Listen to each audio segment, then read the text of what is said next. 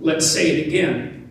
It isn't what you deserve for intrinsic reasons that determines your outcome. It's the worth that others attribute to your offerings. Think of an offering on eBay.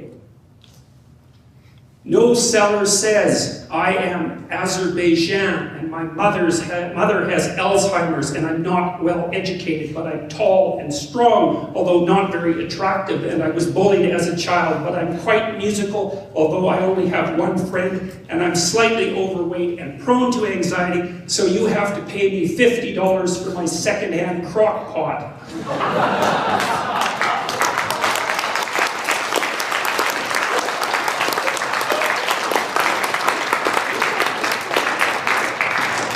They say, instead, I have this item, and you don't care who I am, and I don't care who you are, except that I will describe it honestly and ship it, and you will pay for it if we can agree on a mutually beneficial price. That's trade.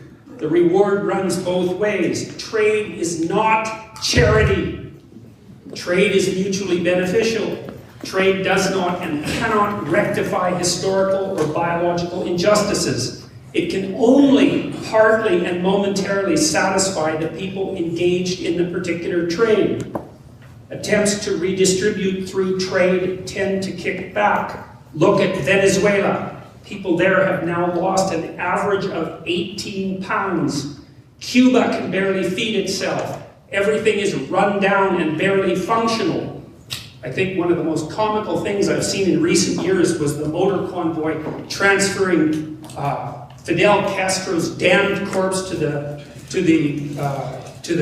cemetery, breaking down in the middle of the procession.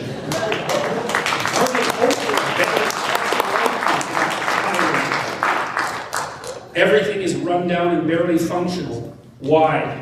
Because the problem of distribution is so complex that it has to be outsourced to the collective intelligence. No person, group of persons, or imaginable computational device can perform the calculations of price. The measurements can't even be made. This is because the price of anything is dependent on the price of everything else.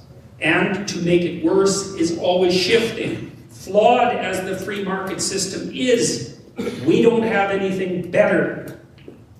But let's say instead we transfer determination of power, status, privilege, and desire to a group of people.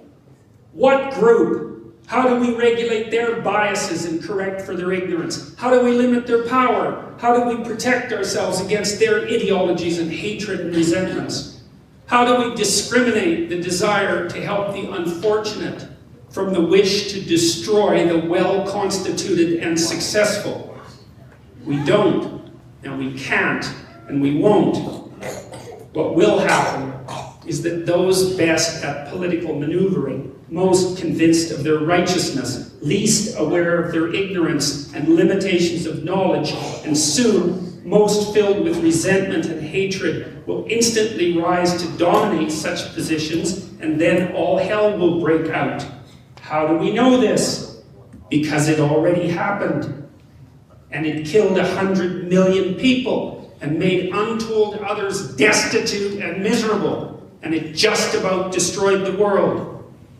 We already ran this experiment, and it failed, and then we ran it again, and it failed, and then we ran it again, and then it failed, and then we replicated the failure. No one who was not ignorant would dare to experiment with such things again unless they were truly malevolent. So, which is it, you purveyors of equity, you merchants of yesterday's poison? Are you ignorant or malevolent?